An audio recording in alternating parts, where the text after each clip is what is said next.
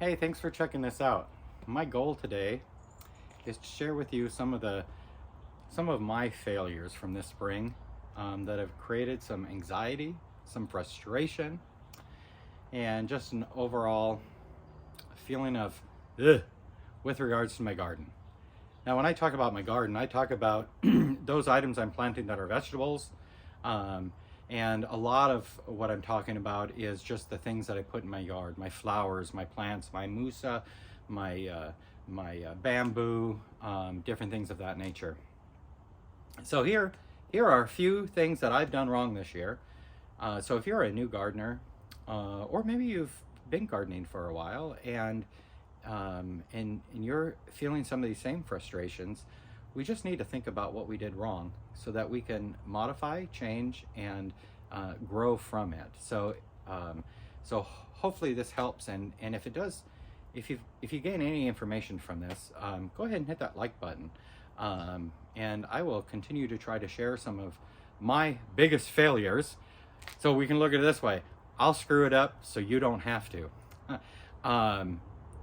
In the coming time, and hopefully we can all just have a better garden by it. So first thing, know the weather, know how it's tracking, understand basic plant health.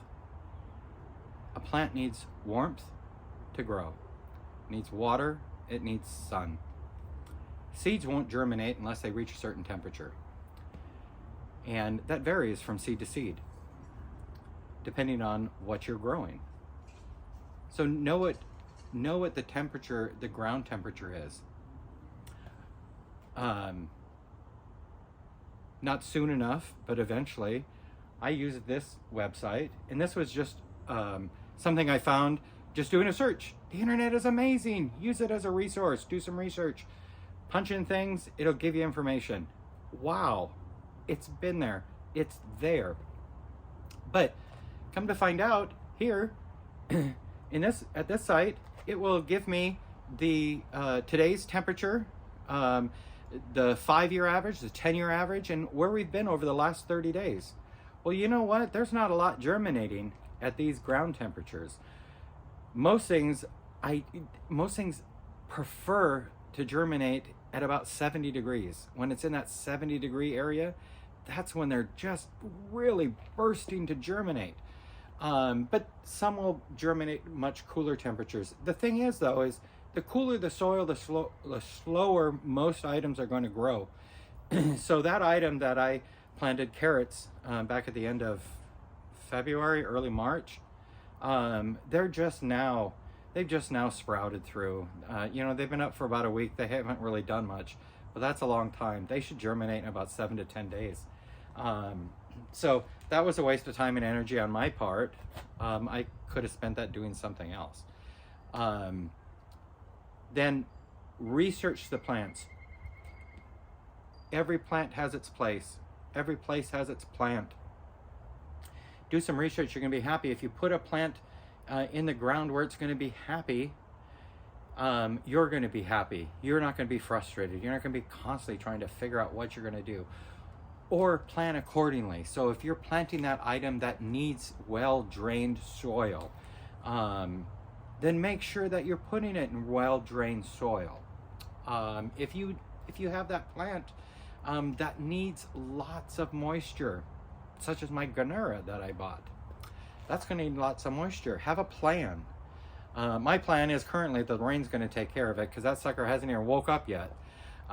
For all I know, it's just rotted in the ground because I bought it too soon. I don't know. I poke at it with my finger. It's kind of firm. So I don't know. It's not like a dead body, I don't know why I said that. Well, anyhow, we'll just say it's not like a dead body and we'll leave it at that. Moving on. But I have a plan so that I can water it properly where it's at.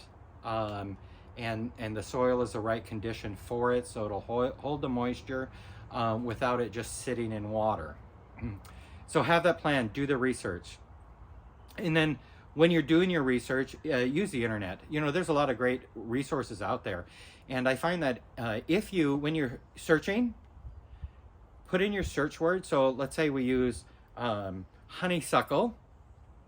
Put in honeysuckle, and then put in, here in Washington, I would recommend putting in wsu.edu.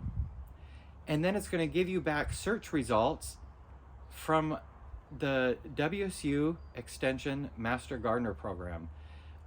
Great information that has been researched, tested, and verified. And then you have right guidance.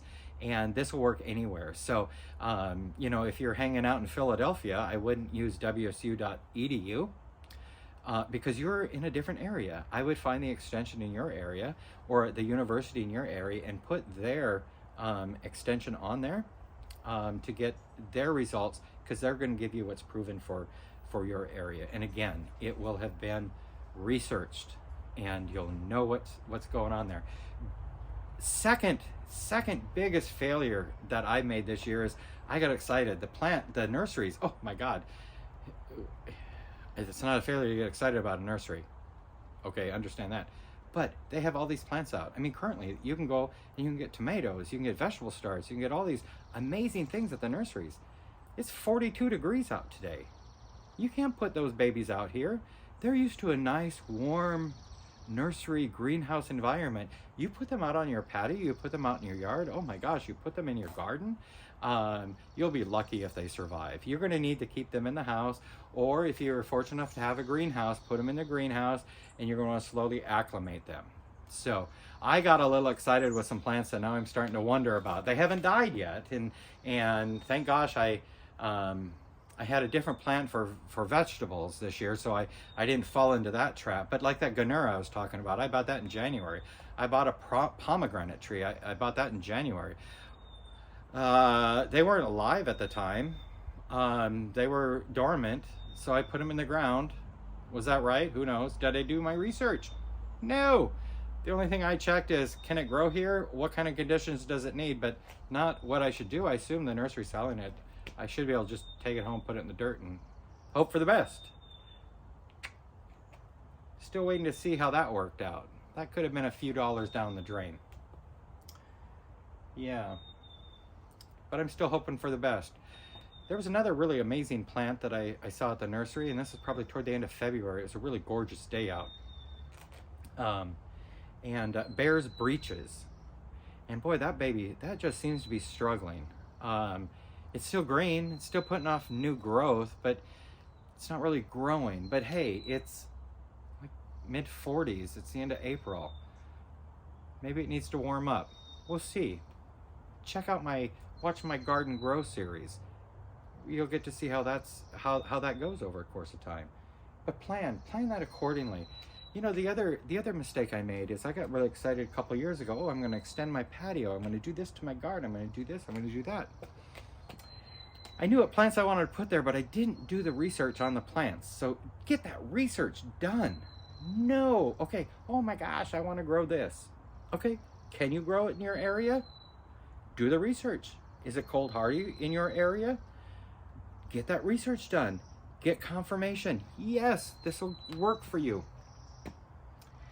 And then figure out, what do you need to do to give it the best chance of survival and vitality? Well, I had already put in my patio. I had already put out my fire pit. I don't know if you can see that, probably not, but then I got these plants. Then I did the research, and I'm like, oh, you know what? My soil doesn't drain quite well enough for these items. So I need to build up the soil. So I brought in some more soil and made some berms for my musa, made some built up the soil almost like a berm for my canna lilies, so that I don't have to dig them up every year. And now I got to deal, and I don't know if you can see that, but now I got to deal with the fact that I can't just pressure wash my fire pit area. I got to find a different way to clean that, because I'm just going to have dirt just continually running through. So, plan, figure out, save your frustration. If you've already done it, hey, misery loves company. I love to hear about your misadventures, so we can all feel better about that. So, that's what the comments are for. Tell me how you screwed up this spring. I'd love to hear about it, because I know we all do. or at least in my head, I'm going to say we all do, because you know what? Yeah, we all do. We're all human. So, so the takeaways here: don't be frustrated with the fact that it's not warm yet. If you're in an area that is experiencing a longer winter or a cooler spring, just wait. Be patient. Most vegetables and different things of that nature, you can plant at the end of May, first part of June. You're still going to get a good crop. I've decided no matter what, I'm going to wait. I'm going to wait. My goal is to wait until the end of May to get my corn planted, so that it has just the optimal growing conditions. And also because over the last couple of years, I've planted in mid-May. It grew up a little bit. Some varmint came and ate it all, and then I planted it again at the end of May. Same deal happened. And then just into June, I planted it in pots, got them started in the greenhouse, and then I put them in the ground, and then they grew.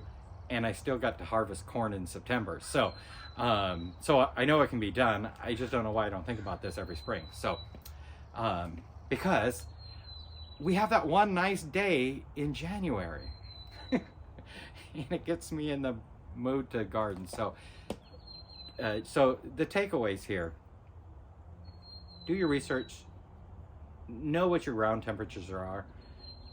Don't plant until the ground temperatures are correct.